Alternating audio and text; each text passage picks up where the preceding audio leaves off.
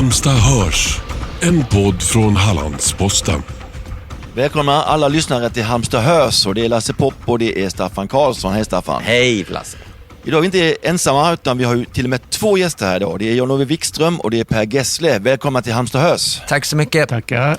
Vi tänkte ägna en liten stund framåt åt Roxette och 40-årsjubileum, Staffan. Ja, det är nästa år, eller 2026 då, det kanske det året som det här sänds då kanske. Så firar Roxette 40 år på tronen, ska vi säga det? Nej, tror jag inte. Nej, det ska man inte säga. Vi säger 40 år i branschen då. Men alltså, är det mindblowing? 40 år, eller är det ingenting för dig? Jo, det är ju en lång tid, men jag har ju ett annat band som håller på ännu längre. Ja, så var det redan innan med. Nej. Ja, men 40 år, det är ändå respekt. Ja, det är det. Absolut. Det är tufft. Vilket är bäst, de här två banden? Ja, det är en bra fråga faktiskt. Jag gillar ju bägge banden faktiskt. Men jag måste säga att jag är nog mest stolt över Roxette, för att det var otippat att det skulle bli så stort över världen som det blev. Ja, jag köper svaret. Staffan ber dig alltså välja mellan dina två barn. Lite så, ja, det är lite Sophie's choice. Okej, ja, det kanske var tuff början på det här. Sen har vi givetvis bjudit in Jan-Ove Wikström eftersom han är expert. Expert kan man vara. Ja, men på följt det här Pers karriär ganska länge. Det kan man ju säga. Sen barnsben. Och då så tänkte vi att du kan ju liksom hjälpa oss på traven lite här med fakta. Så det ska vi gå igenom. Och det är Roxette. Vi siktar bara på Roxette. För det var ju så här. Gyllene Tider släpper Heartland Café. Sen så var det några låtar där som släpptes i något slags sammanhang. En 6-spårsskiva, va? Där ni kallar det för Roxette. Ja, alltså det började ju med att Gyllene Tider, när killarna i bandet gjorde lumpen då 83, någonstans, 83 var det väl. Ja, du får rätta mig, Jan-Ove, du kan det här bättre. Ja, ska jag göra det. Det låter rätt. Ja, det låter rätt. So far so good. Så gjorde jag min första soloplatta på svenska, och det var inte så där supersjälvklart att Gyllene Tider skulle komma tillbaka, utan det som hände var att jag översatte en massa Gyllene Tider-låtar till engelska, för jag tyckte att vi skulle ge oss på en internationell satsning. Vi gjorde inspelningar på, det var ju såna här låtar som från Puls och de första plattorna. Men de kommer ju inte så långt. De kommer till lokala EMI-kontor och skivbolagskontoren i olika länder. Men jag gav ju inte upp, utan vi bestämde oss för att ska vi göra en Gyllene Tider-platta så ska den bli på engelska. Och det blev The Heartland Café. Och den kom ut 1984. Vi turnerade på våren 84. Eller hur, Jan-Ove? Det stämmer nog det. Ja. Det är därför du här ska svara att det stämmer hela tiden. Ja, exakt. Och då var det en liten annan variant av Gyllene Tider. Då hade vi nämligen tagit in Janne Bark på gitarr. Och vi hade två körtjejer, Marie Fredriksson och Ulrika Ulin, som sjöng med oss på den turnén. Och det var ingen stor succé den turnén. Det var kanske vår minsta turné någonsin. Och det var en av anledningarna till att Gyllene Tider gav upp helt enkelt. Fanns liksom ingen riktig motivation. Men så jag ville ju då försöka komma utomlands, och hade ju ingen aning om hur det skulle gå till, och det tog ju lång tid. Tills den dåvarande skivbolagschefen Rolf Nygren fick höra min demo på en låt som hette Svarta glas, som jag hade skrivit till Pernilla Wahlgren, som precis hade slått igenom med Piccadilly Circus enligt order från hennes skivbolagschef Benny Hedlund. När han hörde min demo så sa han: skriv en engelsk text på den och spela in den med Marie Fredriksson, så gör vi ett försöka få ut den här utomlands. Och det blev Neverending Love, som då blev den första Roxette-singeln som kom sommaren 86. Och då var det ju så på den tiden att då hade jag ju haft typ 2 år ute i kylan. Jag hade inget skivkontrakt längre, och jag hade ju skrivit låtar och spelat in demos till en ny svensk platta som ingen ville ha. Så den spelades aldrig in. Det låter som min karriär där ju. Ja, lite så. Nej, men i alla fall medan Marie då hade slått igenom, och hon, En och dofta kärlek och Sjunde vågen och allt det där, så hennes aktier var ju betydligt högre än mina. Och det var anledningen till att vissa på skivbolaget, vi hade ju samma skivbolag, Marie och jag, vissa av dem där tyckte inte att Marie skulle hoppa in i samma båt som jag då och göra den här singeln. Så att det blev en kompromiss att skivomslaget, om du kommer ihåg på Neverending Love, är ju 2 tecknade figurer. Det har ju ingenting med Marie med att göra. Det var liksom ingen bild på Marie i mig. Var du med på den bollen? Nej, jag hade inget val, för jag satt i en sån dålig stol just då. Nej, men jag var ju väldigt tacksam över att få chansen att någon överhuvudtaget tyckte om någonting man gjorde. Så det var ju så vi började, så det var ju fantastiskt att det blev en sån hit som det blev 1986 på sommaren. Och då helt plötsligt började ju alla skrika om att ni måste göra en LP, ni måste göra ett album. Och då tog jag min refuserade svenska skiva som ingen vill ha ett år tidigare och översatte den till engelska, och det blev första Roxette-plattan, Pearls of Passion. Vad tänkte då de som hade refuserat den här? De måste ju ha liksom, de där gamla låtarna. Ja, de hade ju glömt bort dem. Jaha, det var så illa. Det är en snabb bransch. Ja, just det. Det var väl ändå så också att den blev ju en hit, den första låten, genom att du gjorde en liten repris på att skicka kort till något program. Ja, jo. Men jag har ju alltid haft sådana lömska tricks för mig. Jag syftar på det här med att skicka en vykort och rösta på sig själv i radioprogram och sånt. Det gjorde vi ju redan på gyllene tiden. Så det är klart att så gjorde jag ju till Sommartoppen 1986 också. Sådär, ja. Kom ni in? Vi kom in, jag tror vi var etta. Vi var väl etta på Sommartoppen, eller i alla fall tvåa. Ja, nej, men det var ni väl. Och ni hade väl till och med blivit utan de där vykorten. Såklart. Ja. Det är ju marginellt. Det är mest man känner att man vill hjälpa till. Jo, men spelar man inte på tipset så kommer man inte vinna heller, va? Nej, så men det gäller ju att lämna in talongerna. Ja, men det är inte riktigt samma sak för att spela på tipset eller köpa en lott och sådär. Det är inte det? Nej, det är inte, för här är det går precis som Jan-Ove säger, du kan aldrig få en hit genom att hjälpa till själv. Du måste ha massan med dig. Alltså, det är alltid massan, mängden som gör att saker och ting blir en hit. Det är det som tittar på Spotify då. Du kan liksom inte bluffa det till 40 miljoner streams. Det går liksom. Får man jobba. Nej, men då... Du kan ju försöka, Staffan. Men jag har försökt. Men vad kom Roxette? Alltså, ja, vi vet det är Dr. Feelgood-låt, men varför just den? Jag kommer inte riktigt ihåg det. Jag kommer ihåg att jag älskade Dr. Feelgood. Vi tyckte det var ett coolt namn, eller jag tyckte det var ett coolt namn. Det är ju ett tjejnamn, och det tyckte jag passade 5 killar väldigt bra. Och det fick jag ju äta upp sen många år senare, för då många trodde ju att Marie hette Roxette och jag var managern, typ. Ja, så kan det gå. Fick man som man teg. Ja, just det. Ja. Det hände faktiskt ibland i början att jag inte, alltså när man kom till en tv-studio och skulle göra playback på någon låt, vad det nu var, så hade jag inget omklädningsrum. Marie hade liksom, Roxette hade det var för Marie då. Och sen jag fick liksom, jaha, vad ska jag byta om någonstans då? Va? Vem är du? Ja, det är rätt roligt. Eller det kanske inte, men nu i efterhand är det lite kul. Det får man ju ändå kanske säga. Tycker du, ja? Ja. Får bara sticka in här, innan du kom Per, så satt jag och Jan-Ove pratade om att Dr. Feelgood har ju spelat i Halmstad 2 gånger. 2 gånger? Ja, jag har sett dem på Pinocchio och Jan-Ove har sett dem på Greven. Ja. Var du på någon av de här spelningarna? Nej, men jag vet att de spelade på Pinocchio. Ja, och där var jag. Vad var Greven för någonting? Greven var ju på, vad heter det? Brogatan 13. Högst upp. Men det var lite senare, det var på den tiden de inte kunde gå ut längre. Ja, det var senare, det var det. Så Ja, och det roliga då träffade jag ju efteråt, så träffade jag Libero och frågade honom. Sångaren. Ja. Och frågade honom om han var medveten om att Roxette hade hört talas om naturligtvis. Det var då när ni var stora. Men han hade aldrig reflekterat över att det var en låt från dem själva. Nej, du ser. Ja, det kanske blir bra ändå. Ja. Men du, då när den här singeln släpps, blir det panik i lägret då? Jäklar, vi måste göra en skiva. Alltså, för du har samlat ihop ett helt nytt lag. Ja, det var också krångligt, för att jag hade ju liksom jag ville ju liksom in i den moderna poppen. Alltså det betyder ju då i den digitala världen. Alltså man ska in i lite maskiner och lite som popmusik lät då helt plötsligt. Det var lite så jag ville göra. Medan då den utvalda producenten Clarence Överman, som för övrigt då inte valdes av mig utan valdes av skivbolaget. Och jag hade ett möte med honom på Café Opera. Så posh, ja. Och jag kan inte säga att vi fann varandra så direkt. Jag tyckte han var väldigt duktig. Men han tackade nej till att göra Roxette eller jobbade med mig.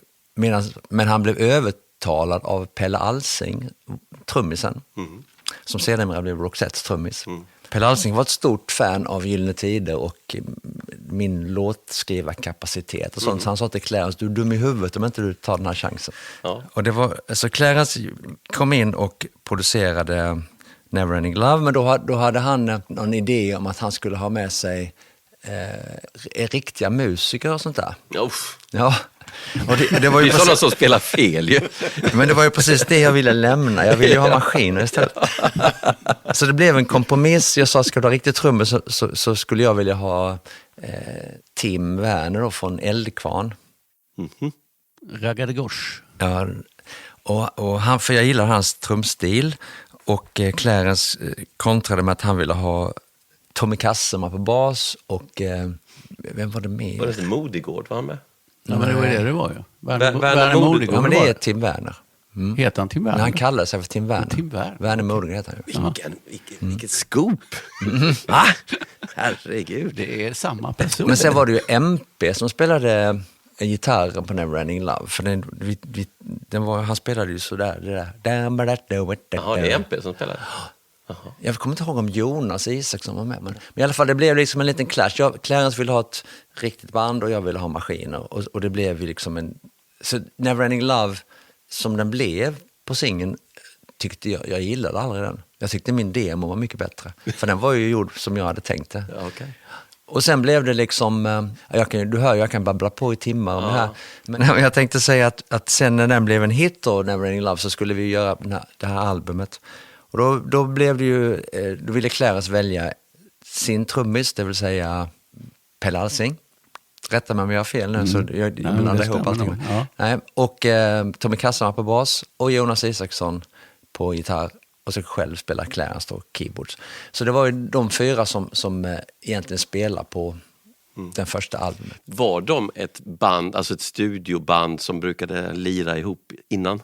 Ja, de kände ju varandra och jag tror mest de var ju goda vänner. De satt väl på pubbarna på Söder och smorde planer. Jag har ingen aning. Nej. Och jag tyckte det var...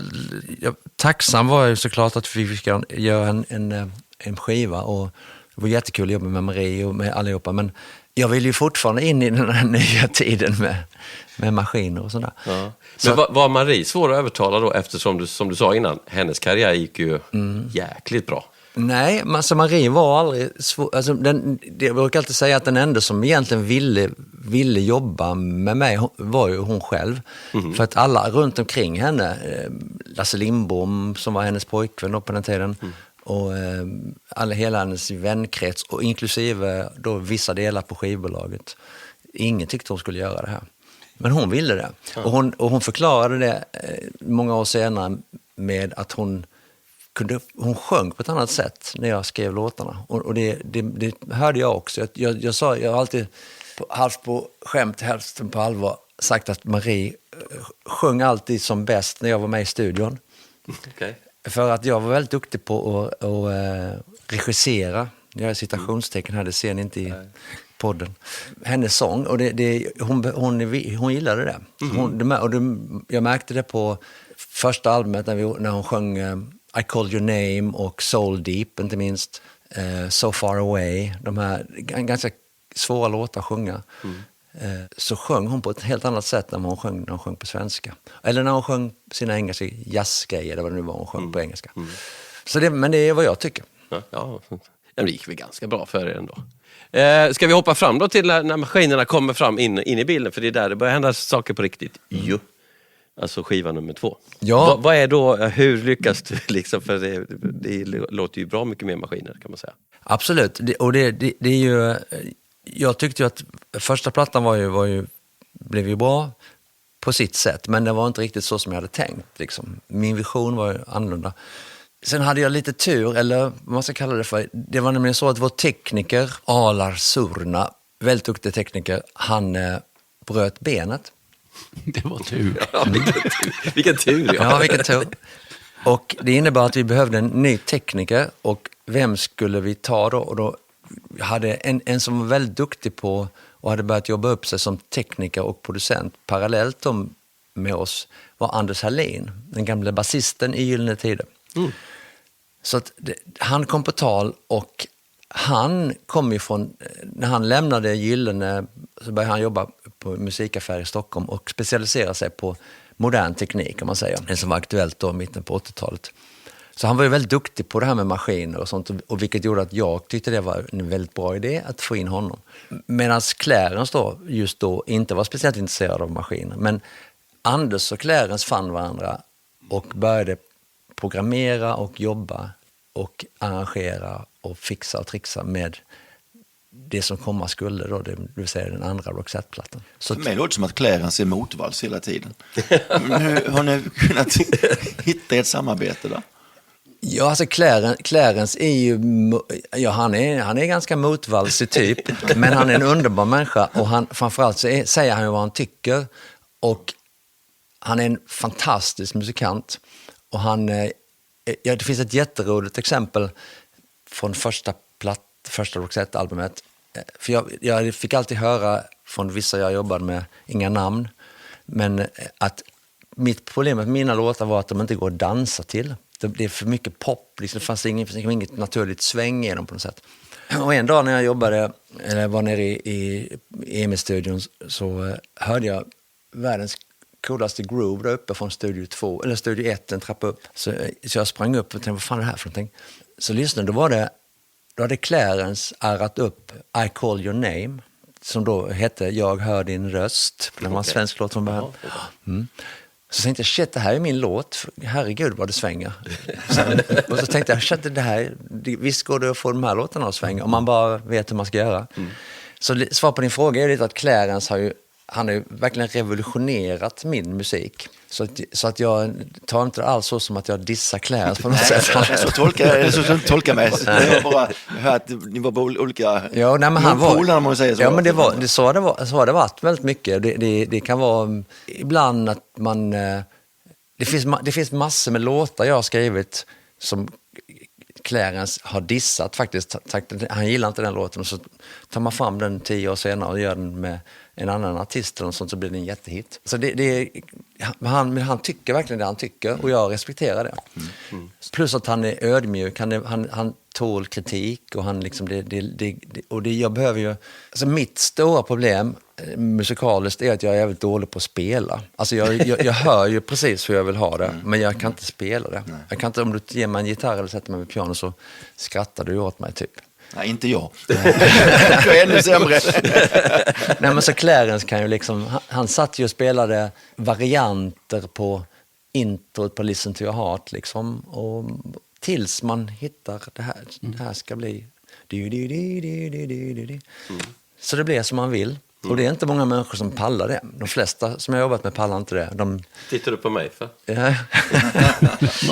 Ja, nej, han är ju fantastisk. Det kan man ju lugnt påstå. Jag satt bredvid Arla Suna för övrigt och kollade på Roxette i Globen. Han är väldigt lång. Väldigt lång, men han hälsade. Tack så mycket. Inte varför. Jo. Nej, han hälsade inte till dig, han hälsade på mig. Ja. Nej, vi pratar inte om dig. Nej, inte det minsta. Nej. Men vad ska vi säga här nu då? Jo, ska vi ta bara lite kort om den här låten The Look, för det är där det säger svin mycket pang. Hur det gick till att göra den, och eftersom den är i min värld väldigt olik många av dina andra låtar. Ja, den skrevs för att jag köpte en ny synt. Jag köpte en Sonic ESQ1. Fina grejer. Och den hade liksom sådär 6, 7 eller 8 sådana här ljud man kunde ha. Och när man då använde ljud nummer 9, så försvann ljud nummer 1. Det var liksom så alltså man fick akta sig lite, man kommit på något bra. Men det begränsar ju en del. Ja, och jag är ju totalt jävla oteknisk, så att jag försökte lära mig hur den här synten funkade helt enkelt. Och hur att göra det gjorde jag genom att skriva 2 låtar. The Look och en låt som heter Don't Believe in Accidents, som finns också utgiven med Roxette på någon singelbaksida, tror jag. Finns på Spotify. Nej, men i alla fall, jag skrev en CC Top-inspirerad basgång, 8-dels du vet sådär. För att lära mig hur man skulle göra. Och många av de här ljuden, eller inte många, men några stycken av de här ljuden från den här Ensoniken är ju med fortfarande i produktionen. Så du fick godkänt av Anders där? Ja, framförallt Clarence. Det var han som... Anders var ju mer en tekniker. Anders kom ju upp med grejer. Alltså ljud, kul ljud och sånt. Om man efterlyste någonting så kom det lite förslag. Det var så han jobbade liksom. Han är också väldigt duktig på sitt... Men det här teamet då som var på platta 1 var ju i princip borta då. Ja, Clarence var kvar. Ja, alltså var ju så att den enda låten som har ett organiskt band på andra plattan, det vill säga Look Sharp-plattan då, som blev vår stora genombrott. Det är ju Listen to your heart. Och när jag skrev den tillsammans med MP och skulle göra den i studion, så sa jag till Clarence att låt oss göra den så amerikansk vi kan. För att det fanns ett sound i USA där som var stort och poppis. För att den här plattan kommer ju aldrig att släppas i USA ändå, så det spelar ingen roll. Så kan vi få vara amerikanska här i Sverige. Så var det liksom... Okej. Så det var ju otroligt märkligt när den blev etta i USA. För den låter inte speciellt amerikansk om du jämför med amerikanska produktionen. Men det kanske den gör. Jag har alltid tyckt att den låter lite som kusinen från landet. Men, men det var ju å andra sidan kanske också lite av styrkan att man då inte låter som de här jag kommer inte ihåg vad de här studiosarna hette på den tiden man använde. Men de lät ju väldigt lika den där power pop-rock-balladerna. Så var ju, det var ju Roxettes styrka hela tiden. Att vi lät ju väldigt eget. För att det var ju kusinerna från landet. Det var ju det. Och det kommer jag ihåg att när vi slog igenom så tyckte ju alla de i LA och i New York att vi skulle flytta till USA och Maria skulle börja jobba med amerikanska musiker. Och det var ju det sa vi stopp för såklart, för att det var ju precis det som var vår styrka, att i och med att vi jobbade med Clarence och Jonas och vårt gäng så lät vi på ett eget sätt. Precis som ABBA gjorde en gång i tiden. De jobbade ju med Rutger Gunnarsson och Ola Brunkert och Lasse Welander och vad det nu var för några. Så de lät ju på ett eget sätt. Så fort när ABBA gjorde Volevo-plattan så flyttade de till Florida och jobbade med Bee Gees musiker. Det låter ju inte som ABBA längre. Det låter som Bee Gees. Med Agneta och Frida som sjunger. Men det måste ju varit fruktansvärt frestande. Nej. Men ni gjorde ju ändå testet ju på den plattan. Ni proddade ju en del av den i England. Ja, men det var också en sån där grej som inte jag ville, utan det var ju jag hade en stor supporter i en kille som fortfarande lever. Han heter Roel Kreutzer från Holland. Han var chef för EMIs Europa-division. Och EMI var ju ett engelskt bolag på den tiden. Så den engelska avdelningen ingick inte i Europa. Det var England var för sig själv. Så att han var chef för EMI Europa exklusive England. Och han älskade Gyllene Tider. Och han var säkert inblandad i den här att Heartland Café överhuvudtaget blev gjord. Och han tyckte att Roxette, efter Pearls of Passion-plattan då, så tyckte han att Roxette skulle bli en prioritetsakt som det kallas för EMI Europa då. Så han tog initiativ att vi skulle göra det lättare för oss då genom att försöka hitta en engelsk producent för att det skulle liksom bli mer tyngd. Så att han och jag åkte till London och träffade 6 olika producenter och fastnade för den här Adam Mosley som producerade 3 låtar på Look Sharp-plattan. Men vad har han Adam Mosley gjort mer för någonting? Som vi som inte är så bevandrade. Någonting vi kan känna igen? Nej, alltså jag kommer inte riktigt ihåg vad han hade gjort. Han är också en väldigt kompetent musikant, men han hade liksom inte den här popkänslan som jag gillade. Att det var väldigt smart gjort. Jag tycker de 3 låtarna är ju sämst på den plattan. Men det är lite roligt där för att jag recenserade ju den plattan. Och jag hyllade ju första sidan och sen så tyckte jag att det var att gå över ån efter vatten när det gäller de låtarna. Då blir det lite sur där först innan du insåg. Blev jag sur? Ja, det blev att de var väl inte så dåliga. Nej, men det är roligt att säga det. Nej, men jag tycker men det var inte jag var nog bara politiskt korrekt på den tiden. Det kan vara så. Men så här då, ni träffade 6 stycken. Vad fick er att fastna för Adam då? Men inte han har någon track record. Men han var väl, nej. Alltså alla de här, de jobbar ju, alla 6 jobbade ju med olika engelska band, Haircut 100 var någon producent till, och det var någon som hade gjort, alltså det var ingen av dem som jag liksom stod på min lista sådär direkt. Hade det varit Jimmy Iovine, någon som hade producerat Tom Petty eller något sånt där, så hade jag jublat, men det var det ju inte. Det var ju en annan generation liksom. Men jag kommer faktiskt inte ihåg varför det blev just Adam, men det var han tyckte väl det var en trevlig kille. Kan ju räcka ibland. Men det hörs ju faktiskt skillnad. Ja, det är klart. På de 3 låtarna. Jag vet att Clarence var väldigt ledsen för att han inte fick producera Cry, för det var en av hans favoritlåtar. Ja. Det var ju Adams producerade den. Ska vi dra vidare? Jag ska bara berätta en grej till om The Look. The Look skrevs till Marie. Så den heter ju He's Got The Look. Jaha. Så min demo heter ju He's Got The Look. Så den sjungs ju från en tjejs synvinkel. Och det gjorde ju att det blev lite roligare, tyckte jag. Men hon ville inte sjunga den, för hon tyckte det var ingenting för henne. För det var liksom, det är ju bara 3 toner.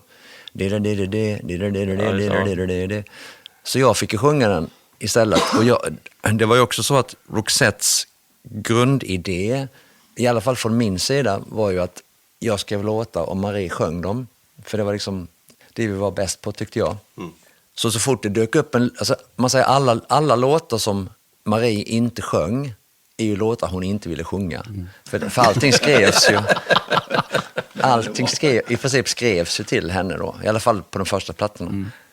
Så att jag var ju världens största frågetecken när The Look blev etta över världen och genombrottslåt, för det var en låt som jag sjöng. Så var ju hela idén med Roxette föll ju med en gång. Ja. Så att det var ju... Men samtidigt så vet man ju att kan vi lyckas med en låt som jag sjunger, shit vad de kommer att knäckas när Marie började sjunga, och det gjorde de ju. Ja, det gick ju rätt bra för de låtarna också. Men 2 av 4 är ju faktiskt, alltså USA-ettor är ju faktiskt du som sjunger. Det är ju lite, du måste ha tänkt fel där. Nej, det så var ju... ju... inte bara säga, Marie sjung som jag så kommer det här gå bra. jag kunde inte... Det var inte så många som har sagt just de orden kanske. Men det man jobbar med musikanter, som jag berättade innan, att jag alltid tyckte att jag har en väldigt musikalisk begränsning i att spela. Men när man jobbar med folk som Clarence Överman eller Jonas Isaksson eller Marie Fredriksson eller MP för den delen i Gyllene, så kan du ju skriva musik med flera dimensioner som du inte klarar av själv. Och det är precis det som jag har ju alltid försökt hitta människor som är mycket, mycket bättre än vad jag är. För att jag kan ju bli bättre då. Om jag tvingas att stå på tå så når jag ju högre.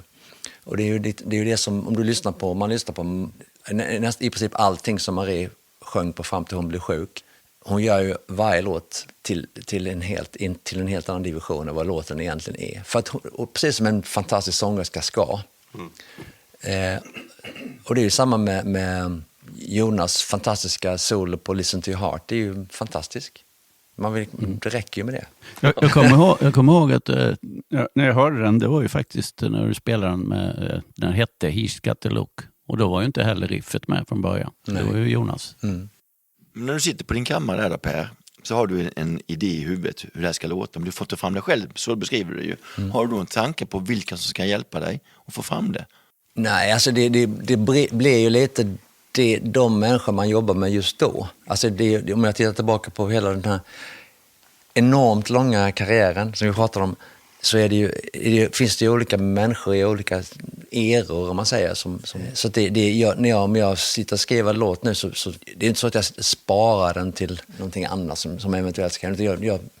Den hittar hem på något sätt. Och sen är det också så att en låt kan ju ha olika kläder på sig. Ibland när man skriver en ballad, så, eftersom jag älskar akustisk musik, så ibland, jag frågar ju alltid mig själv om räcker det med en akustisk produktion på den här? Eller ska du ha trummor, ska du ha ett komp, vad ska du ha? Hur stort ska det bli liksom? Och i många fall så fungerar ju bägge. Nu på den senaste Roxette-turnén som vi håller på med Lena nu, där spelar vi ju Spending My Time akustiskt, bara hon och jag. Och det fungerar ju hur bra som helst. Men den fungerar ju väldigt bra som den producerades. Så det finns ju många olika svar på den frågan. Liksom. Men en bra låt, någonstans liksom en bra låt, den funkar ju akustiskt i princip alltid. Ja, Ja, men det är ju så att om du pratar om melodisk musik, som vår generation oftast kommer tillbaka till, så har du ju helt rätt tycker jag också. Ja. Det är ju så. Du kan ju spela hela Beatles-katalogen på harpa, det låter fantastiskt. Eller för att det är så vackra melodier. Precis. Eller Paul Simons katalog eller vad som helst. Så visst. Så är det. Ska vi ta, vi kommer inte gå igenom alla skivorna, men det är ju en skiva som är alltså Joyride helt enkelt. Cirka 90-91. Spelades in 90, kom ut 91. Ja. Där är det ju liksom, där blir det ju någon slags peak i den eran. Eller? Har jag fel? Vad menar du med peak? Jag tänker på att där kommer det jätteturnéer till exempel in i bilden, i resor i princip runt hela klotet. Eller ja, kanske till och med hela klotet. Men det blir ju hela den, där ska man skörda framgångarna från Look Sharp-skivan. Och, ja, men det gick ju ganska bra för den kan man ju tycka. Och Joyride-skivan som också gick bra.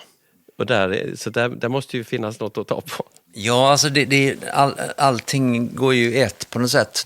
Vi hade ju nästan 4 år där vi inte lämnade Amerikalistan, Billboardlistan. Vi bara bytte låtar liksom. Och det hade säkert hållit på ytterligare något år om inte vårt skivbolag hade blivit sålt. Så det drabbade oss väldigt hårt. Men det är en annan historia. Men Joyride blev ju väldigt stor, mycket på grund av såklart att Look Sharp-plattan hade 4 jättehits. Och sen så hamnade vi ju i den här filmen Pretty Woman efter Look Sharp. Och det var en välsignelse för att det gav mig 6 månader till att skriva Joyride-plattan. Under tiden som det var stiltje då så gjorde ju It Must Have Been Love att vi blev ännu större. Just det. Så att när Joyride kom, jag vet inte om ni kommer ihåg, men det var 1991, ni är så unga, men 1991 right. 1991 var det sån här stor Gulfkriget. Just det. Så att när Joyride-plattan skulle släppas, eller den låten då skulle släppas som första singel, så blev allting försenat 6 veckor eller 8 veckor och sådär, på grund av att det var krig och elände och sådär. Men Maria och jag var på ett radiokonvent någonstans i USA, kommer inte ihåg var. Där alla de här cheferna, det finns ju hundratals stora radiostationer i USA som sen har massa småstationer. Men de här högsta hönsen, ett par 100 stycken, var på det här konventet och där fick de höra låten Joyride första gången. Och betänk då att då kommer ju vi från 5 jättehits i USA och senaste singeln är ju It Must Have Been Love. Så det här är uppföljaren till It Must Have Been Love. Och då spelar vi upp den och efteråt står Maria där och hälsar på folk. Folk kommer fram till oss och då kommer radiostationscheferna fram och gratulerar oss till vår nästa Amerika-etta. Och den var inte ens släppt. Det är kaxigt. Ja, men det är ganska bra. Så då hade du inte behövt släppa det. Bara sätta lite tick i boxen. Ja. Nej, men så det var ju häftigt. Så den blev ju enormt, den gick ju etta, jag vet inte, på 6-7 veckor, det kanske du vet bättre. Ja, men det gick ju väldigt fort i alla fall. Ja. Och sen följdes den ju upp med Fading Like a Flower. Och sen kom tredje singeln som då skulle bli den stora hitten på våren 92. I samma veva som vi skulle vi turnerade i USA, och började turnera i USA. Och det var Spending My Time, som den gjordes en enormt 4-5 miljoners video till den här låten. Wayne Isham heter han som regisserade.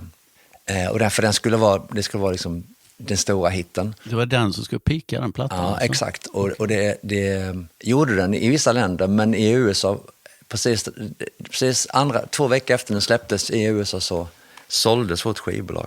Okay. Och de 123 man fick sparken och 120 nya kom in som inte hade någon som helst relation till Roxette. Så att ingen jobbade med Roxette längre. Och det märkte vi, så vi dalade ju i USA, precis. Tyvärr. Men det var inte så mycket vi kunde göra, och det var politik. Plus att vi hade ju hela världen, alltså vi åkte ju vidare till andra länder istället. Ja. Men hur högt nådde den i USA? Jag vet faktiskt inte, 20 kanske, 25. Ja, Något sånt där. Det är skillnad. Ja, jösses. Ja, men då är det ju turné då. jorden runt.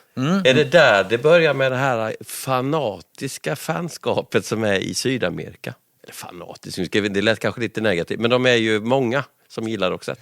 Ja, det är de. Ja, det kan man väl säga. Joyride-turnén började ju hösten 91. Vi åkte Europa och Australien och överallt. Sydamerika var ju på våren 92. Det var ju som sagt ekonomisk kris och det var krig här och där. Precis som nu var det krig då. Det var inte många band som ville åka till Sydamerika för att det fanns inga pengar att hämta där. Jag vet att Guns N' Roses hade ställt in, Madonna ställde in, Michael Jackson ställde in. Och vi fick frågan om vi ville verkligen åka till Sydamerika för det fanns liksom inga, det var en plus minus noll affär. Men Maria och jag sa att vi vill åka till Sydamerika. Det är helt, jag har inte varit i Sydamerika och det är kul att spela för fans där. Det är helt, vi levde ju liksom i en dröm. Hela Roxette-framgången var ju fantastisk. Så klart vi tackade ja till det. Så vi blev bokade på typ 6-7 tusen, 8 tusen seaters. Och så släppte de biljetterna som var väldigt billiga. Och helt plötsligt så blev det kaos. Alltid blev uppflyttat till fotbollsstadions. Så vi spelade, det var ju 60 000, 50 000 i Sao Paulo, Rio. 2 stycken Buenos Aires. Sådär. Vi gjorde, jag tror första spelningen, jag kan inte exakt ordningen på hur turnén gick, men vi spelade i Buenos Aires en fotbollsstadion, 50 000. Och då ville de släppa biljetter till en till, så när vi kom tillbaka då på den här rundan i Sydamerika så avslutade vi i Buenos Aires. Och då, för att få ihop lite pengar till allt det här, så sålde vi rättigheterna till argentinsk tv. De hade 2 tv-kanaler i Argentina, precis som vi hade i Sverige förra tiden. Och så argentinsk tv sände live den konserten i Buenos Aires. Och konkurrentkanalen TV2 då i Argentina kontrade med att sända Roxette live från Zürich från hösten innan. Så jag har alltid sagt att vi borde vara med i Guinness rekordbok för det. För att det var det enda som gick att titta på argentinsk tv under 90 minuter, det var Roxette. Då kanske det blev svarta siffror på bottenraden till slutet då? Det blev väldigt bra faktiskt. Ja, det var ju Phil Collins där då i, vad heter det? Band Aid, när han flög över och spelade på 2 kontinenter. Ja, men han spelade ju några timmar mellan, men ni spelade samtidigt. Ja, exakt. Ja, men det var häftigt faktiskt. Det var kul. Det var en fantastisk upplevelse på alla sätt och vis. Ja. Men sen blev det ju även lite annat. För det var ju, som du säger då, ovanligt att jätteartister kom dit. Men sen var det ju även i Kina och sådana här, det också, framförallt på den tiden var det ju väldigt otippat. Men det var på en nästa turné, det var Crash Boom Bang-turnén. Jaha, där ser man. Får läsa på lite bättre. Jag tänker att det här bandet är jag inte så intresserad av. Jag vet inte, jag hör det. Men jag tänker vi bakar ihop alla de här världsturnéerna hela 90-talet. Nu fick jag vände där. Vad är det som händer om vi då spolar framåt lite här? Crash Boom Bang kommer. Kan vi inte spola bak lite först? Okay. Jag är lite nyfiken här med just Sydamerika. För det är ju de som är de än idag mest passionerade fansen. Varför är det så? Men går det inte igen i fotboll och sådär också, så tänker du, det är väl samma sak. De är otroligt passionerade med sin fotboll och att det ligger i kynnet. Du säger att jag svarar för det, Per, men jag tror det är där man landar. Är du med i något sätt eller? Men jag tror det hänger ihop. Liksom att det är lynnet som är sådant. De visar sina känslor på ett annat sätt. Men det blev också så att vi i Peru till exempel så blev vi liksom studenternas band. De uppskattade oss på ett speciellt sätt. Och det är också komplexa länder politiskt sett. Alltså det är annorlunda än vad vi kom ifrån. Liksom. Och så att jag vet inte, vi kom tillbaka sen på Crash Boom Bang-turnén. Jag kommer ihåg vi spelade i det var väl också Buenos Aires kanske, eller om det var, jag tror det var Buenos Aires. Bodde på ett hotell och det visade sig vara Formel 1-helg samtidigt. Passar det bra? Och vi hade typ 2000 människor nedanför hotellet som stod och sjöng Roxette-låtar hela natten. Och alla Formel 1-förarna bodde på det hotellet. Utom Michael Schumacher, han bodde på ett annat hotell. Men de andra bodde där, Alonso och alla de här. Och många år senare så träffade jag David Coulthard som körde då för McLaren. Och så började vi prata om det här, så berättade jag om det här. Och han, oh it was you fucker. Kept us awake all night. Han var skitsur. De hade varit så jävla sura för ingen kunde sova. För de hade, folk stod och sjöng våra låtar redan. Var det Schumacher som vann loppet eller? Jag vet Förmodligen. Ja, det var. Det är ju taktik. Du sa att många tackade nej till att åka till Sydamerika vid den här tidpunkten, men Imperiet gjorde inte det. Nej. Så det är ni och Imperiet som har varit där då? Ja, det är väl det då. 2 svenska band. Ja. Det är rätt coolt. Det är väldigt coolt. Mm. Ska vi ta det här Crash Boom Banget då? Eftersom det blir en världsturné till. Den är väl ännu större då? Eller hur var det? Den är annorlunda då är liksom, för då har vi liksom blivit lite mer etablerade, men det är en stor turné också. Det är inte lika många spelningar, men det är runt 100 kanske. Är vi framme på mitten på 90-talet då, va? Ja, det spelas in 93, kom ut 94 och det blir en sommarsväng 95 också. Så det är ju turné 94-95. För det är ju en ganska tuff tid för popmusik. Alltså alla de här stora superbanden som är då, det är ju så här Pearl Jam och den här ganska deppig, tung rock liksom, lite 70-talsinspirerat men även lite deppig, alltså ganska mörk musik. Och så är ni då lite poppigare. Ni måste ju stått ut ganska rejält, eller? Fanns det fler band som var kvar? Nej, alltså du har ju rätt. Det hade ju Oasis hade hänt och Blur och allt det där. Och jag kommer ihåg när jag skrev Crash-albumet så det var ju ett album som vi spelade in på Capri bland annat i flera månader och sen gjorde kompletteringar i Stockholm. Det var en himla massa låtar och vi hade en uppspelning för den plattan för vårt skivbolag i Sverige och alla jublade. Men det finns ingen singel, tyckte de. Det känner man igen. Tom Petty-låt. Can't hear the single. Så jag blev jätteirriterad för jag tyckte det var en sån fantastisk platta. Jag tycker fortfarande det är vår bästa platta. Den är bred på alla sätt och vis. Har väldigt mycket intressanta saker. Jag gick hem på kvällen efter den uppspelningen och skrev Sleeping in my car. I vredesmod. I vredesmod. Och det var ju Roxette var ju så stort då så att vi hade ju bägge studiorna på EMI uppe i Skärmarbrink i Stockholm. Så vi hade både Studio 2 och Studio 1 så vi jobbade parallellt med olika grejer i olika studior så det var bara vi som hade studion. Så dagen efter Studio 2 så gjorde Anders Hallin och jag en demo på Sleeping in my car. Och medan Clarence och de höll på med jobb med någonting annat i Studio 1. Och Clarence gillade inte den alls. Traditionsenligt. Ja. Det är lite som Kalle Anka på julafton. Men jag förstår det för att det är lite mer, det är nästan lite mer gyllene tider än det är Roxette över den låten om man tänker sig. Den är kanske lite om man försöker spela på gitarr och den går mellan dur och mål hela tiden så här, på ett annat sätt än kanske vad gyllene låtarna gjorde, men den har liksom den känslan i en gitarrbaserad låt. Ja, det känns lite som att du skulle kunna sätta en svensk text. Jag menar det. Och jag satte ihop ett helt nytt band helt enkelt för den låten. Så det var ju Mats Persson, alltså inte MP utan vår percussion-kille inom Roxette. Som var med i ett band som heter Passagerarna med Clarence. Han spelar trummor, han är väldigt duktig trummis. Pelle Sirén som jobbade med X-Models och Eva Attling, han spelade gitarr. Och vem spelade bas, tror? Mats Alsberg kanske? Det var ett helt gäng som inte alls hade med Roxette att göra. De spelar på Sleeping in my car. Och den här texten var ju specialgjord för Marie då. Och det var bara in your face. Och ett jävligt kaxig låt helt enkelt. Där fick de sin fucking singel. Tyckte de också det eller var det... Ja, det tror jag de tyckte. De tyckte det var en singel. Den var ju enkel och liksom så, men den representerade kanske inte Crash Boom Bang-plattan speciellt bra. För den är lite mer, den är lite smart. Alltså den är ju lite, det är kanske därför jag gillar Crash Boom Bang-plattan. För vi står på tå där hela gänget där. Jag som är tröd, jag tycker Sleeping My Car är er bästa låt. Ja, du ser. Ja. Sover i min bil blir det på svenska. Det låter lika bra tycker du, jag vet inte. Ja. Ja, okej. Men ni gjorde ju också här då, ska vi ta dem också, det är ju lite turnéskivor. Tourism, den är ju rätt speciell. Ja, den fick jag kämpa för mycket för att det var jag tyckte att det var en ganska jobbig jobbig grej att vara på turné så länge och inte kunna jobba, alltså spela in och så.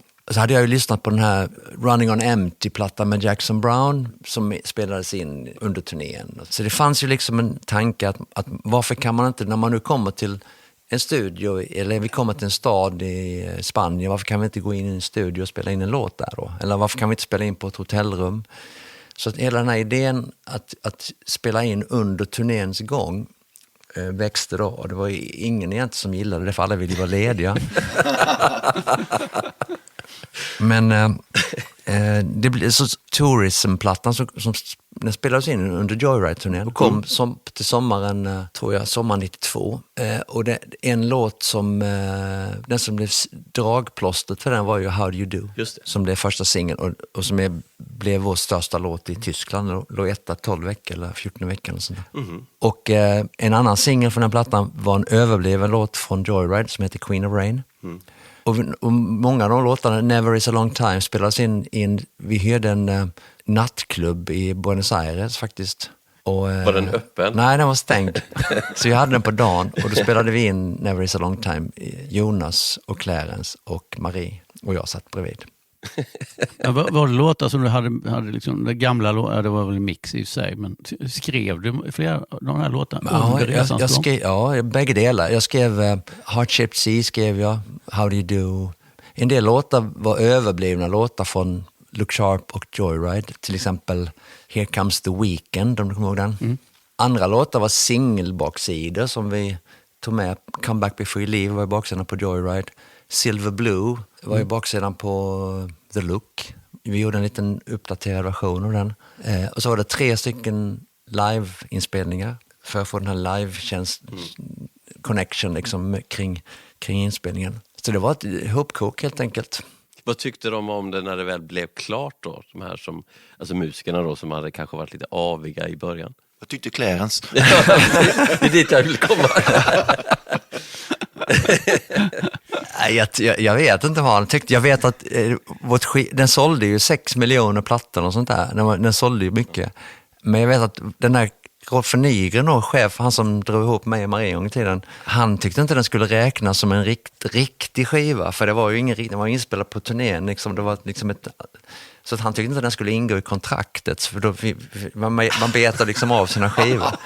Så den skulle liksom stå utanför, det var jävla Ja, det är det gamla gardet. Nej, men det var ju skoj. Ja, såklart. Ja. Vad är vi framme vid då? Då är vi framme, i princip är vi framme vid att ni tar paus. 95 slutar ju turnén då, va? Crash-turnén. Och sen så 1996 då fyller vi ju 10 år och då släpper vi vår första samlingsplatta som heter Don't Bore Us, Get to the Chorus. Och passar på att spela in några nya låtar. Varav det var också så att Maria hade ju fått barn och behövde vara lite ledigt. Och jag ville göra en egen platta under tiden. Det var liksom, jag kan inte vänta liksom. Nej, så att jag skrev massa låtar till mig själv helt enkelt. Var en av dem hamnade på den här Roxette-samlingen en låt som heter June Afternoon. Och det är ju Gyllene som spelar på den. Även Roxette-inspelningen. Så den plattan kom ut 96 och 96, det var ju då också då det första året som var ledigt från Roxette. Och då gjordes ju då såklart det första comebacken med Gyllene Tider i Sverige, 96, återtåget.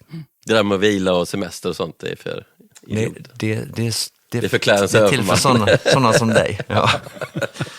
Nej, men det var kul. Det var ju 1990, redan 95 när vi höll på och turnerade med Crash, så pratades det ju om, vi gjorde ju några konserter 95 med Gyllene. Och vi släppte ju en skiva som hette vad heter den? Hamsters pärlor. Ja, det var det. Samlingsplatta med Gyllene Tider 95. Och den hade ju då flera nya låtar på sig. En låt som jag skrev i Japan som hette Det är över nu och som blev väldigt bra. Det låter ju väldigt japansk. Nej, men den låter väldigt bra. Och den var producerad tillsammans med Micke Ilbert. Och Micke Ilbert var ju en enorm katalysator till den här reunionen som Gyllene Tider gick igenom. För att han fick ju oss att låta precis sådär som vi alltid hade velat låta, men inte lyckats med. Så det var väldigt kul att jobba med honom. Och den låten Och det var väl en låt till som blev stor från den plattan, Kung av Sand. Så den Halmstads pärlor blev Sveriges mest sålda skiva 1995. Och 1996 så kom Gyllene Tider-turnén, återtåget. Och då gjorde vi en återutgivning av Halmstads pärlor och la till några nya låtar som följde med. Gå och fiska och Juni, juli, augusti. Vilket gjorde att Halmstads pärlor blev 1996 års mest sålda platta också. Lika bra. Varför inte? Så det var hur var det 97 då? Gick det inget bra då eller? Nej, nu rasar allt. Korthuset. Ja, det har ju gått riktigt dåligt fram till nu som vi har hört. Nej, men det är paus med Roxette då. Så är det ju paus. Till när då? Då ramlar man nästan över årsskiftet. Jag vet inte, millennieskiftet. Då. Nej, jag släpper min första engelska soloplatta 97, World According to Gessle. Ödmjuk titel för övrigt. Och sen 98, Jan-Ove, vad gör jag 98? Ja, du skrev låtar. Jag skrev låtar. Men det så var det ju. Och vi spelade in 98. Vi spelade in en platta som heter Have a Nice Day. Och jag skrev, under de här åren så skrev jag ju väldigt mycket låtar. Vi hade hur mycket låtar som helst. Och spelade in i Spanien. Och Marie hade fått sitt andra barn. Och jag hade fått en liten son 97. Så att det tog väldigt lång tid. Och det var också en väldigt fin platta. Mycket bra låtar tycker jag. Wish I Could Fly och Salvation. Och det var den första plattan vi inte turnerade med. Jag hade lärt känna Anton Corbin, fotografen. Och vi ville jobba ihop och han gjorde 2 videos för oss. En på Wish I Could Fly och en på Salvation. Men jag hade gått upp i vikt så jag ville inte vara med i videorna. Och det var kanske en av anledningarna också att jag ville att vi skulle turnera för jag kände inte mig bekväm med mig själv. Så att jag i Wish I Could Fly-videon så ligger jag i ett litet gathörn med en skylt på mig i första scenen. Och sen blir jag morfad till en annan kille som spelar min roll. Okej. Så var det med det. Och sen hade jag gått ner i vikt till Salvation, så där är jag med i den. Så kan det vara. Ja, så kan det vara. Ja. Så det var och sen det var 99 kom den. Och sen år 2000 så skrev jag låtar och började vi spela in det som blev Room Service. Och det blev en turné av det 2001. En Europaturné bara dock. Varför bara en Europaturné? Nej, det var inte så lätt för oss att sälja mycket biljetter då. Och den musiken vi representerade var också lite off. Jag kommer ihåg att vi gjorde till exempel Fading Like a Flower akustiskt. För att det stuket som den låter, det var inte liksom modernt längre. Nu är det ju kul igen och coolt igen, men det var det inte då. Så det var inte så lätt. Och då Max Martin började härja på alla listor, på alla placeringar. Ja, det var inte bara han utan det var överhuvudtaget popmusik. Det ligger i popmusikens natur att förändras hela tiden. Och popmusiken speglar ju alltid sin tid, sin era. Så att det var inte lätt då. Men nej, och sen bestämde vi, sen 2002 så bestämde vi oss för att ta en paus. Och Marie ville jobba med sin man och göra egna grejer. Och Marie var inte så superintresserad, så riktigt ärlig av Room Service. Hon var inte med så mycket på den inspelningen. Det var väldigt mycket Clarence och jag. Och Ronny Lahti var tekniker då, en väldigt duktig tekniker. Marie kom in och sjöng när man ringde efter henne.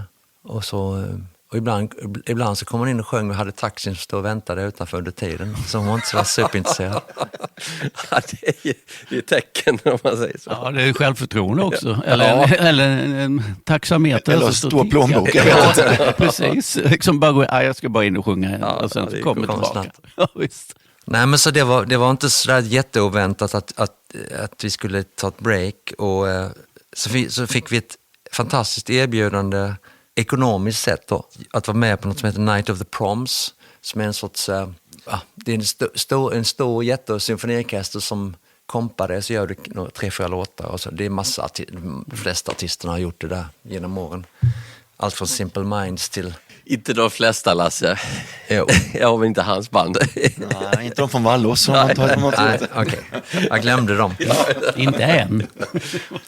Nej, men i alla fall, då spelade, det var en konstellation som utgick ifrån Antwerpen, som man åker runt i Europa och Mellaneuropa, någonstans Tyskland och Schweiz och sådär. Så det var på väg till den presskonferensen när vi skulle berätta att vi skulle göra detta som Marie blev sjuk helt enkelt. Så att det blev inställt. Så det är ju tvärstopp. I flera år ju. Ja. Du gör ju lite andra saker. Massarin till exempel. Son of a Plumber. Inte minst.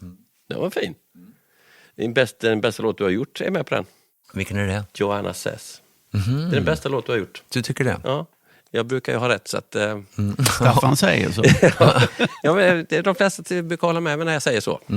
Nej, men sen så kommer det ju, och vi hoppar över, eftersom det skulle handla lite om Roxette. Det var ju tanken. Just det.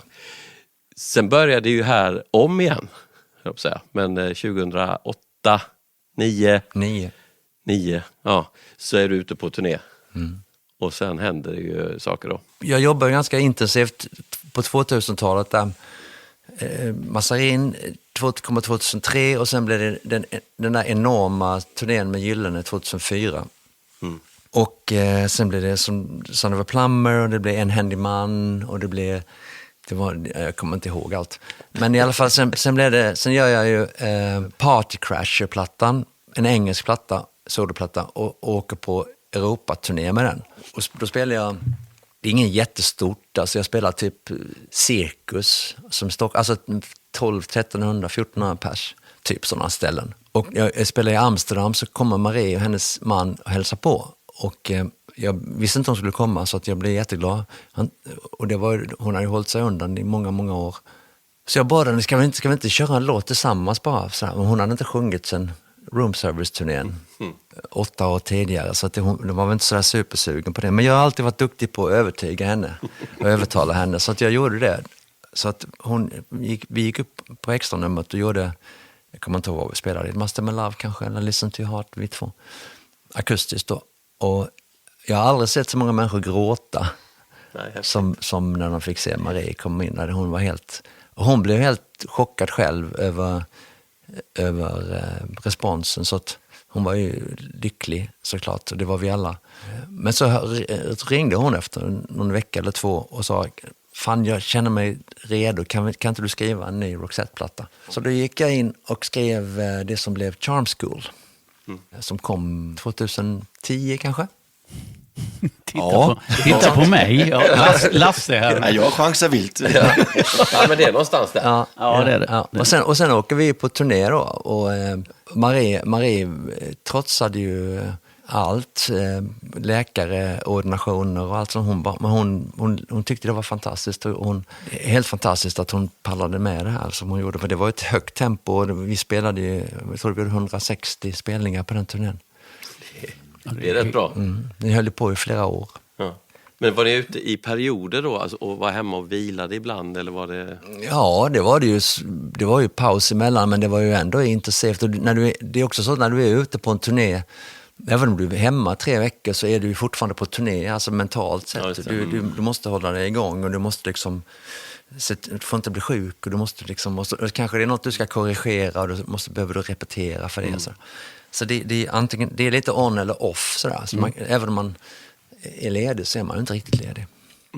Hur känns det då liksom, jag menar, ni har spelat inför fotbollsarenor och alltihopa, och sen spelar ni plötsligt på mindre ställen och sådär. Hur känns det? Tycker man att nu ska jag upp till de stora arenorna igen, eller lägger man sig på den nivån? Nej, men Roxette har aldrig spelat på små ställen, utan det är ju bara jag. Ja. Nej, men det är ju liksom... Ja, men det är ju samma sak där. Hur känner du det? Nej, jag tänker inte så. Alltså, när jag har gjort... Alltså, när Gyllene Tider spelar, så spelar vi ju så stort det bara går. Och det är ju ofta 8000 och uppåt liksom. Och Roxette är lite samma sak, har det alltid varit. Jag som soloartist i Sverige är ju samma sak. Jag spelar ju på Brottet, och jag spelar på vad det nu kan vara för någonting, Trädgårdsföreningen eller vad det kan vara, Sofiero. Men när jag själv ska åka ut i Europa eller någonstans och spela så får jag ju börja om från början. Jag är ju känd för den jag är, men jag har inte den followingen. Och dessutom så det jag spelar är ju lite annorlunda också. Jag spelar ju från Son of a Plumber-plattan, eller jag spelar kanske någon I'm Not Your Stepping Stone cover som Monkeys spelade in när jag var liten. Alltså det är lite... gjorde en cover på den också. Alltså? Den är en underbar låt. Carole King skrev den med Gary Goff. Så där, ja. Okej. Ja. Nej, men så det är inga problem. Det är ju kul. Det är inte, alltså allt man gör behöver inte alltid vara maxat. Nej. Utan det kan vara faktiskt ganska kul att spela lite klubb. Vi hamnar ju nu med Lena på Roxette-turnén, så det har varit vissa ställen där det har varit kanske 3000 pers, 4000 pers. Och då helt plötsligt framstår det som att du spelar en klubb. Och det kan vara de bästa spelningarna. Så det är och dessutom är det om man ska spela stort, alltså 8-10 000 och uppåt, så måste du också ha du måste ha en produktion därefter. Du kanske behöver skärmar, och du behöver ju repeterat in en snygg produktion, för det förväntar sig folk och det vill man ju själv kunna erbjuda. Medan det behöver du inte på samma sätt om du spelar Pinocchio. Inte riktigt. Men det är ju en annan utmaning. Att just den här connection med publiken. Men det blev ju nästan covid då när du fick göra de spelningarna. Ja, på hotellet. Ja, att då fick du verkligen prata med publiken på ett helt annat sätt. Ja, men jag passade på då faktiskt, för jag har alltid velat testa det, fast jag har aldrig riktigt trott att jag kan. Och plus att när covid-grejen kom, så i och med att det var så att det skulle vara 10 meter mellan varje bord och sånt, och du kunde inte vara mer än 400 pers eller vad det var. Då slapp man också den här pressen av att tänker man inte sälja några biljetter. För 400 biljetter säljer du. Men du förstår, jag menar att om jag skulle gå ut och göra en akustisk turné på egen hand, vilket jag gjorde sen, men då hade jag ju liksom, då visste jag att det skulle fungera. Det är en jobbig press att ha liksom, för det är någonting helt annat. Hade du någon nytta av den turnén sen när du åker ut med Roxette igen? Jag vet, alltså varje grej du gör lär man sig ju någonting utav. Men vad jag har lärt mig sista tiden, eller sista 20 åren. Nej, i alla fall sista. Eller lite, jag tänker på det ofta med Roxette på Roxette-turnén nu. Det är ju att jag kan ju faktiskt luta mig bakåt och lita på mina låtar. För låtarna är så stora. Folk kommer inte till en Roxette-konsert eller till en konsert med mig för att titta på en high-tech Lady Gaga-produktion. Liksom. Man kommer dit för att man gillar låtarna. Man tycker det är kul. Ja, men det hade ju varit roligt. Nej, men det är så liksom, udda det hade varit. Ja. Nej, men det är ju väldigt, om du tänker på många artister, speciellt unga artister, det är ju väldigt mycket produktion. Det är mycket förinspelat och det är väldigt mycket som ska hända visuellt och sånt, för att det är en sån här ADHD-känsla av allting. Medan så går du och tittar på Springsteen eller McCartney, den generationen, så är det ju, eller Leonard Cohen när han levde, det är en av de bästa konserter jag har sett. Där han bara levererar fantastisk musik. Och så det är liksom lite, jag vet inte om det är en generationsgrej eller om det är en smaksak, jag har ingen aning, men jag lärde mig i alla fall det att jag vet att när vi väl går in så kommer det att ordna sig, för att får vi börja spela så kommer folk tycka om det. Ja. Ska vi börja närma oss nuet lite grann? Ja, för nu det är ut igen ju. Med tant Philipsson. Ja, hon är ingen tant. Nej, okej då. Fröken Philipsson då. Ja. Får vi säga då. Ja. Tänk på vad du säger, hon kanske lyssnar på det här sen. Ja, säkert. Hej Lena. Jo, hur gick tankarna för att dra igång detta nu då? För det är ju lite en annan approach, det blir det ju. När började fröet att sås? Alltså det har ju allting kommer ju egentligen utav att jag har ju tyckt att, alltså det här tar ju timmar att svara på den här frågan, för det är ju så många vinklar på detta. Men om man säger så här, när Marie försvann, så försvann ju liksom hela den här konceptet Roxette. Och jag visste inte vad jag skulle göra, men alltså det självklara var ju att låta allting vara. Det som har hänt är ju att tiden går, och jag känner ju att shit, vilken skatt av låtar. Det är hela mitt liv nästan som jag har suttit och gett det här. Ska jag aldrig kunna spela det här igen? Och på det sättet som det är tänkt. Så jag behövde ju år på mig för att fatta det beslutet att kanske kolla om det finns någonting. Och det är att hitta någon som klarar av att sjunga det och som dessutom vill göra det. Det är inte så lätt. Så jag hade nästan gett upp det där. Utan det var ju slumpen när Lena kom ner till MP Studio här i Halmstad och sjöng på en låt som heter Sällskapssjuk. Och det var jag har ju träffat Lena, var med och skrev Lenas genombrottslåt på 80-talet, Kärleken är evig. Men jag har ju liksom inte riktigt hängt med henne eller träffat henne alls. Så vi hade ingen riktig relation så, men när hon kom till studion och började sjunga så tänkte jag, oj vad bra hon är. Riktigt bra. Och det är sällan man känner det. Så jag tänkte, shit, hon skulle kunna sjunga Roxette-låtar. Hon sjunger inte alls på samma sätt som Marie, men hon har ju enorm professionalism och en enorm kapacitet. Så egentligen vad jag gjorde, jag satte ihop ett möte i Stockholm med henne och la fram den här idén och hon trillade väl nästan av stolen. Och hon svarade inte varken ja eller nej, hon ville bara hem och fundera lite och sen hörde hon av sig och då till min förvåning så var hon positiv. Vad sa Claras? Han var väldigt positiv faktiskt. Nej, men så här då, med all respekt till Marie, för det ska vi såklart ha. Så att det är ju inte första banden som byter en sångare. Vi har ju många sådana exempel. AC/DC är ett praktexempel på det, skulle jag säga. Och det rullar vidare och det funkar. Ja, det funkar. Det är det som är... Jag menar, så folk har en låsning många gånger att det måste vara som det alltid har varit. Och det måste det inte alltid vara. Nej, det måste det inte vara. Men det betyder ju inte att det är samma sak. Och det är ju det som jag tycker är... Det som gör att det fungerar så bra med Lena, det är att hon är så stark i sig själv. Det är inte så att jag startat ett nytt Roxette med Lena, utan Lena hyrs in för att sjunga Roxette-katalogen. Hon är en hired gun för att fronta det här. Och hon gör det fantastiskt.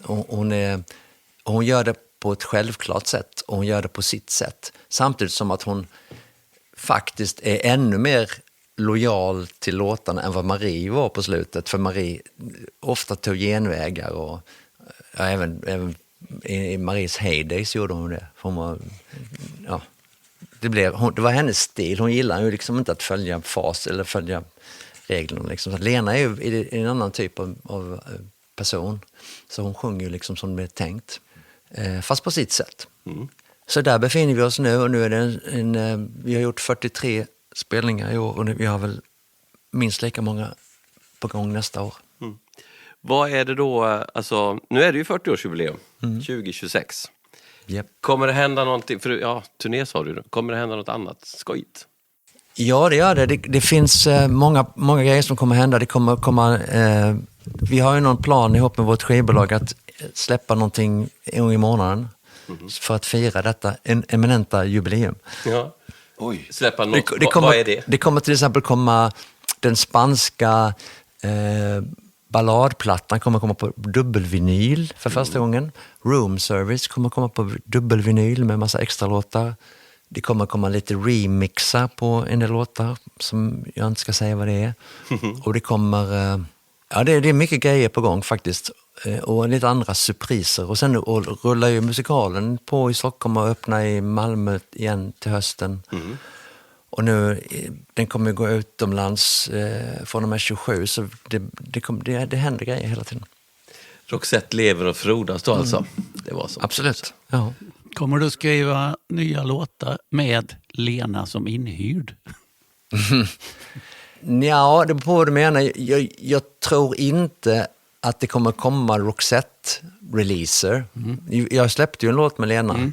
Fast vi släppte den under Per och Lena-namnet. Liksom. Det är egentligen för att, som jag sa, jag är inte riktigt i det läget av mitt liv att jag vill starta ett nytt Roxette.